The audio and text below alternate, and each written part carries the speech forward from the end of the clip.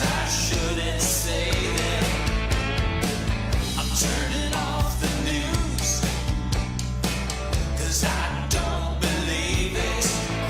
I'm fixing things. Well, good afternoon, everybody. I'm fixing things. It's Hank Linderman. I'm fixing things. It's election day. Oh, my goodness. Things. Can you believe it? I'm clearing out my old clothes. I kind of can't believe it. It's about time, isn't it? Isn't it time we finished with this craziness? I'm still getting ready. That shows where I'm at, right? I'm still getting ready to share with you all some various stories today, and just kind of close out this election season. Hi, everybody. Look who's here. Lisa is here. She says she's frightened. Hey, a lot of us are frightened, but we're going to talk about that. Okay, it's going to be okay. Cindy Franklin is here. Wow. Gina McKee is here. Barbara Ticci is here. She's going to catch up later. Thank you all for being here. Chris Pritchard's here. Look, everybody, you know what to do. Got to share it so everybody knows what's going on. Hi there. Feeling a little stressed? It is a stressful damn time. I got very stressed on Sunday, I think. I got very stressed because the news seemed to be saying, oh, you know. But bear in mind, our news media makes more money when there's controversy. They make more money the more they can wind us up. And I'm going to say something else to you all. No matter the outcome of the election, the work still continues. We're not out of the woods if we manage to get rid of Donald Trump. And if we don't manage to get rid of Donald Trump, we've still got work to do. Either way, we still have work to do. Boyd is here. Hi, Boyd. How are you? And thank you for the good luck. Mark Maselli is here. So many things to talk with you about. And one of the things I want to tell you is that today's the last day that I'll be broadcasting from the secure undisclosed location because I'm getting in the car tomorrow and driving to be reunited with my wife. I'm sure most of you know that we have two places to live, and our residence is here in Kentucky, and I've spent most of the last 3 years in Kentucky.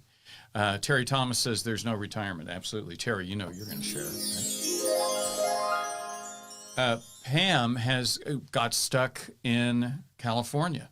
And, our plan during the winter months when Pam can't be here, she has a health condition that prevents her from, she really should not be any place that's cold. So during the winter months, like a lot of other Kentuckians, she lives in California, and I have been spending that time there too. And in fact, the plan was for me to go back and forth during the cold winter months. So I returned to Kentucky on February 27th. I had a meeting with the unions in Louisville on the 28th, and I got their endorsement. I was supposed to head back to California for a couple of weeks later, but by then the whole country was shut down. I kept trying to work out ways. Pam and I kept trying to work out ways for me to drive and go get her. So anyway, she's got a health condition that prevents her. She really does not need to get this disease. It would be really, really bad. So she's got to be very, very careful. So I'll be in the car tomorrow. I'm driving to Memphis, and then I'm driving to Mark Andy's house on Thursday. And then I've got a hotel along the way, and then Saturday I will be in Tucson, and Sunday I will make it to California. But I'll be checking in with you along the way at the same time. I also want to tell you that I'm planning on carrying on with these broadcasts on a daily basis as much as I can, at least until the presidential race is settled, which could be tonight. I'm hopeful that it'll be settled tonight. That would be a great thing.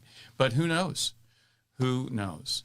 And we have to be prepared to do whatever it takes as far as this election goes. So, and look, on the other hand, if tonight I get told, hey, you won, which would be what I'm certainly hoping for, then on the 9th, I go to Washington, D.C.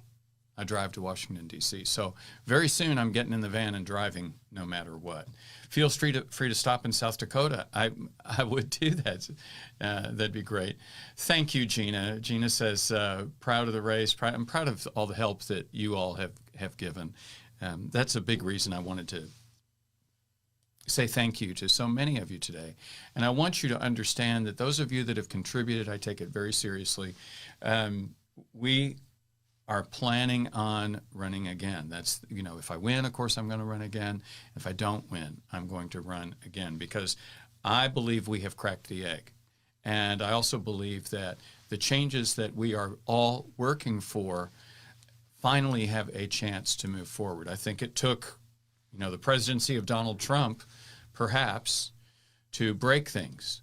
And, that's been a plan, by the way, of the right, from Mr. Breitbart and Mr. Bolton. Their plan was to break things, and then you're in position to fix them. I think thank you, Cindy. Cindy got a thank you card. Just because you were the ones who broke it doesn't necessarily mean you get to be the ones to fix it. So that's the other challenge I have for you all, is to please get involved with your local party. And I think this applies to whether you're a Republican or a Democrat or whatever. Get involved. Here's what it means. It means showing up once a month to a party meeting, which will take an hour or two. In times of COVID, it's going to be Zoom. So for another year, it's probably going to just be a Zoom meeting once a month. That's the bare minimum. And show up so that you can, for example, in Kentucky, we'll be reorganizing. You'll be able to help elect the next leaders for your county party. And that is very, very important. We told the Joni Mitchell story where she said about the music business, not enough muse, too much ick. Politics is the same. There's a lot of ick in politics. And it is so easy to complain. It's so easy to write something on Facebook or write an angry letter or a comment or something in a blog or in a newspaper. Doesn't make a difference. Doesn't help. What makes a difference is getting involved. And it's literally the amount of involvement that you had with the PTA when you had kids in school. That's about all it is. It's a monthly meeting. So consider being part of it. And any of you that want to hear more about it, please get in touch with me. You can send me a personal message. You can also go to the website, hank4ky.com. There's an email address, which is predictably hank@hank4ky.com. And I'd love to hear from any of you. Anthony is here from Poland, and Poland has been in the news recently. And Anthony, fill us in.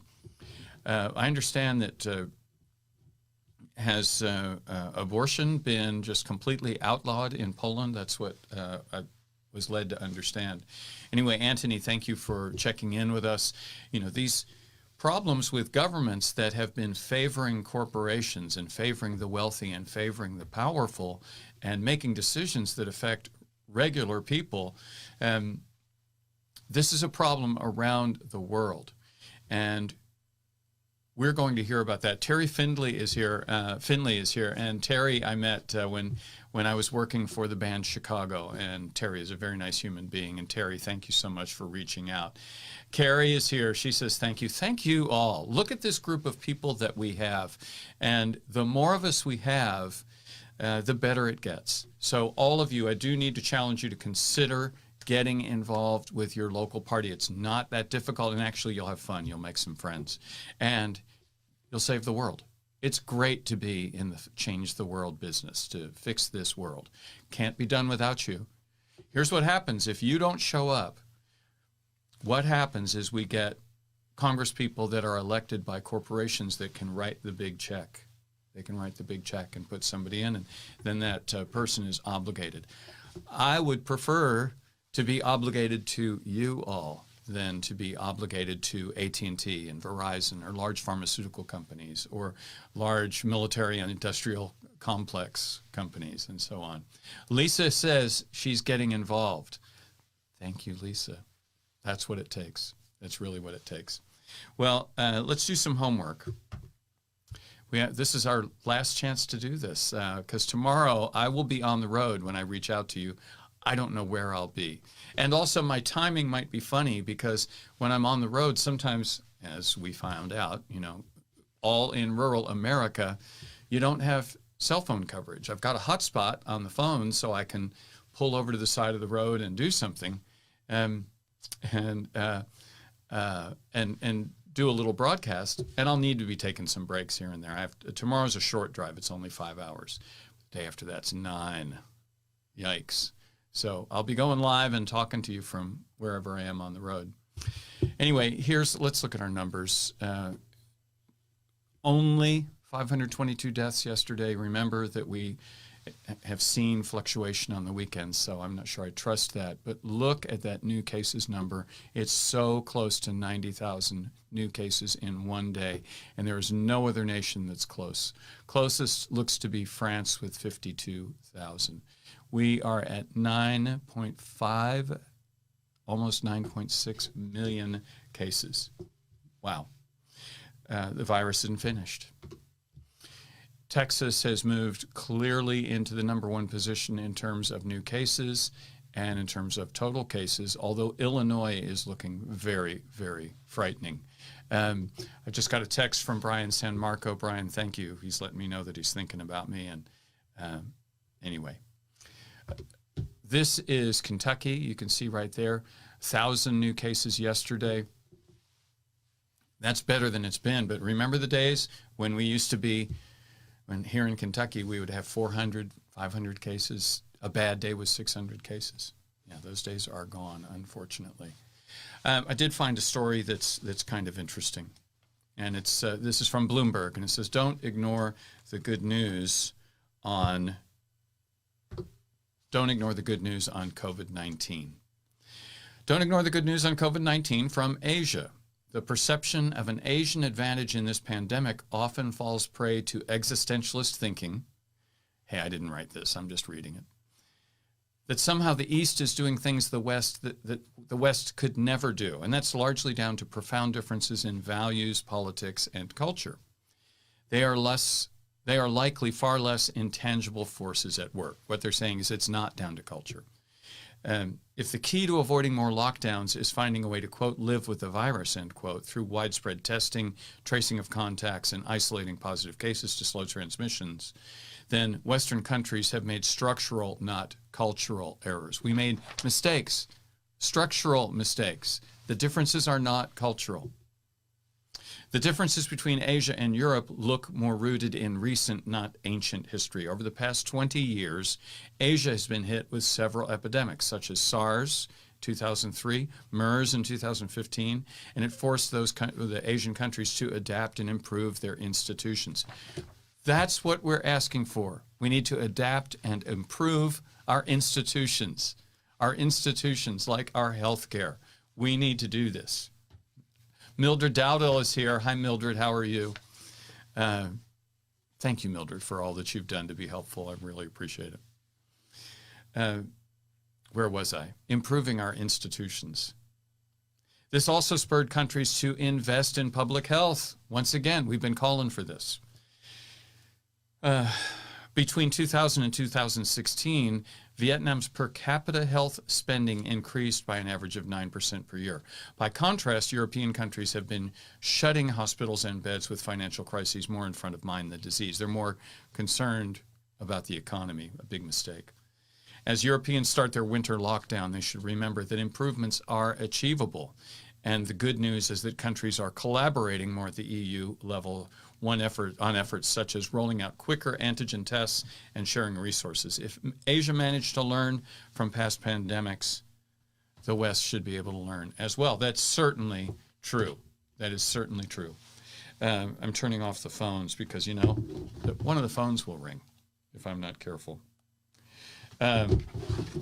One last little thing to show you, and maybe we'll make this full. This is the Twitter posting related to the Bloomberg story, so you can look at that. So have a look at Twitter if you get a chance to see Bloomberg opinion, and you'll be able to read that story. All right. that's all the work I have for us today. It's now 2:45. Voting is going underway. If you haven't voted yet, please drop what you're doing and immediately go vote. Everyone needs to vote this year. And what a year this has been. We have watched and we are seeing efforts to prevent votes from being counted in Texas right now. In fact, Texas, I saw a story, Texas just shut down, one county shut down their drive-through voting area because of the lawsuit relating to drive-through voting. Well, that lawsuit's been settled, but still the Republican voting commissioner shut it down. They are doing whatever they can to prevent you from voting. That needs to stop, okay? You're going to have to fight for your right to vote, some of you. So get out there and do it.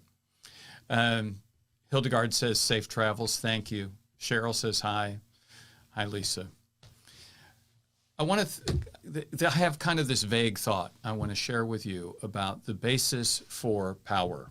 And the basis for power in the United States has been, honestly, for quite some time, it's been about money. I have this way of saying it, which is that no matter what church you go to, the religion in the United States is how much of a profit can I make in the next 90 days? How little can I pay the people who work for me? What's our stock exchange number going to look like? How much money can we possibly make is the primary concern in the ways that we make decisions, which I've been saying for quite some time is bad. We need to have longer term goals than this quarter's profit.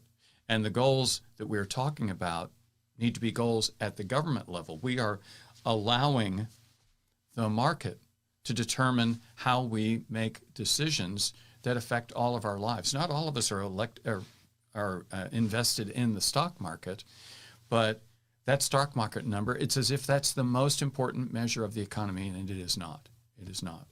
I also had a thought about if you're a wealthy person, you've got leverage and power because of that wealth. And one of the things I have noticed about folks with lots of money that are very concerned about power, they can, not all of them, but some of them that are very aware that their power comes from the money. They're very protective of that money. They want to keep it all to themselves because they know very well if that money leaves them and goes to the person standing next to them, that their leverage now lives with the person next to them and they have lost their leverage. On the other hand, if your power, if your influence among the people that are around you is based on your compassion, if it is based on your willingness to think things through, if it's based on your willingness to work, that's a power that even if someone else says, you know, I like that idea, I'm going to take that idea and call it mine. Or they're going to say, you know, that's really great that you go out and volunteer and do this. I'm going to do the same. That doesn't diminish the person who started that chain. In fact, it strengthens everyone as we spread good ideas, as we work together.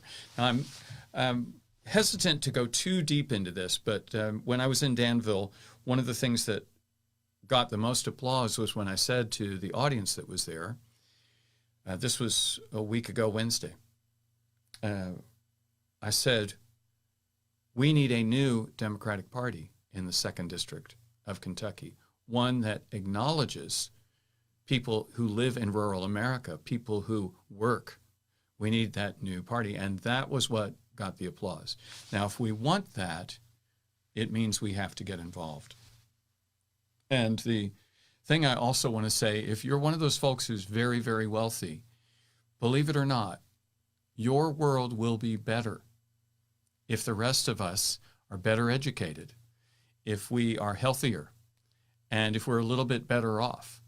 We are not so focused on money that we people who work, we're not looking to buy a private island. We're not looking to, buy a personal submersible, a personal submarine. There's such a thing. We're not thinking about that.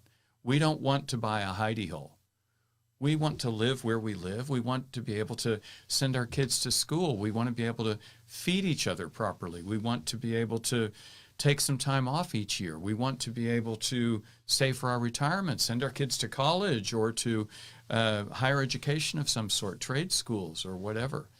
And we want to be healthy. We don't want to lose our houses because someone we love got sick. So all of these things are possible. All of these things are possible, and they will not diminish the lives of those that are wealthy. They will have somewhat less money. They'll lose some money. That's all they'll lose. They won't have to be concerned about who's serving them coffee. They won't have to build higher and higher walls. They won't have to hire security forces. And we are heading to that kind of world where one group of people lives behind walls of security and walls of physical walls, because the rest of us are being so poorly mistreated that we're starting to get angry and showing up in the streets. So that's, again, why I'm asking you all to think about getting involved. But look, I'm lecturing, and I don't mean to do that. Thank you all for being here. Your vote, Anthony who is in Warsaw. Anthony is a friend of mine, and he develops software that's used in music, that's used in recording. His company is called PSP, and you can go to their website. It's pspaudioWare.net.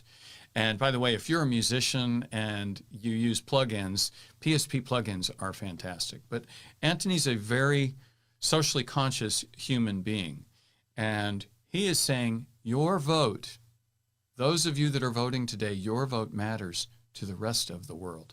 The rest of the world is watching. I've been hearing from friends in France, in England, now in Poland. And by the way, let's. I don't want you all to misunderstand this. We have had a very rough time because of this virus. I told you that my wife and I have been able to be in the same state because of the virus. That's the reason. I spoke with another friend who's a resident now of Thailand. He got stuck in Great Britain last January. He is now finally going to make it back to Thailand. He's flying on Friday, fingers crossed. We hope he makes it. It's Dave Murphy, our friend who worked on the campaign.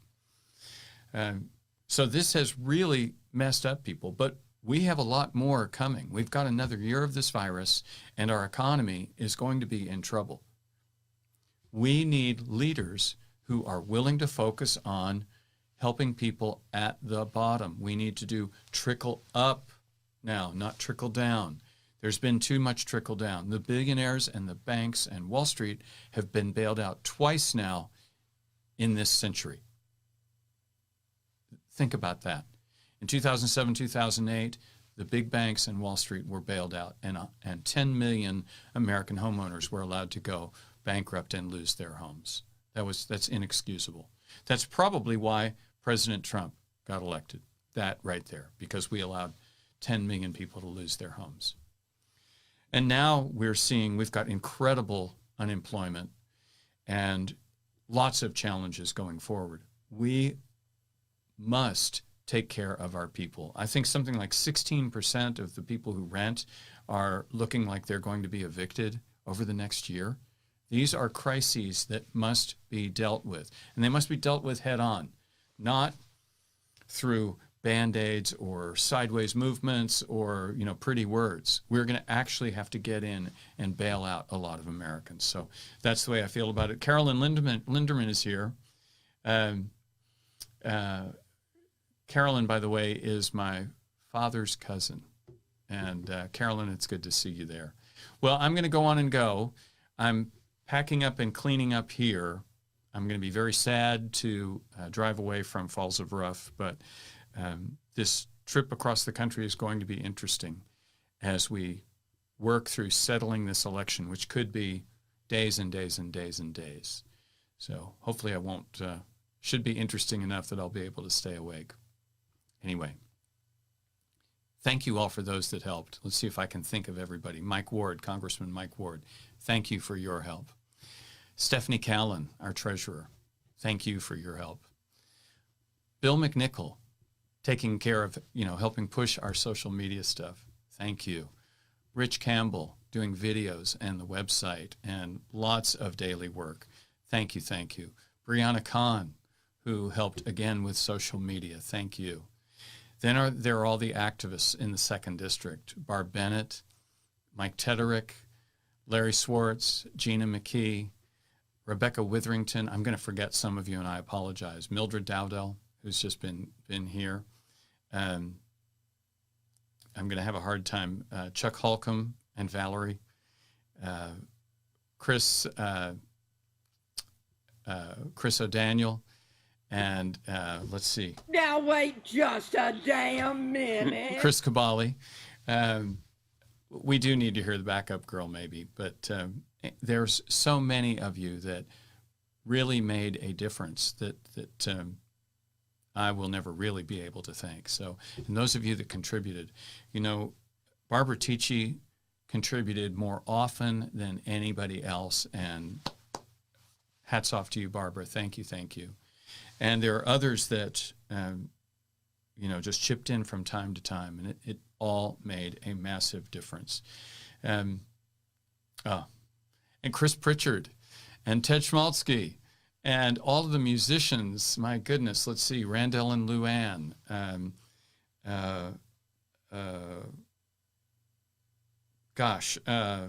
Willie Houston, Mike Archer, John Edwards, John McPhee, of course, Timothy, Jedra, and so on. Hey, John Yarmouth, thank you for showing up on the show. Terry Miners was very sweet and let me, interviewed me a couple times. So there are a lot of people I owe thanks to. And all of you that have been here day after day, Roy, Mark Andes, Chris, Terry, thank you all. Kind of don't want to leave, but I'm out of really great things to say, and I've got to continue packing and getting ready. I'll be driving away tomorrow sometime around 10 or 11, and I'll check in with you from the road. But here we go. It's going to be a wild ride here for a little while. Try to everybody stay cool, okay? Stay cool, because you remember, even though we're getting angry. Oh, and Cinderella. We need to thank Cinderella. I wonder, should we, I could show a TED. I think this is a perfect time. Maybe this is a good way to say goodbye. Let me get Ted up and running. And if you all don't know Ted, we'll have Ted be the person who says goodbye. But give me a moment. I'm going to have to find him. I think I've got him. There he is. Ladies and gentlemen, the incredible Ted Schmaltzky.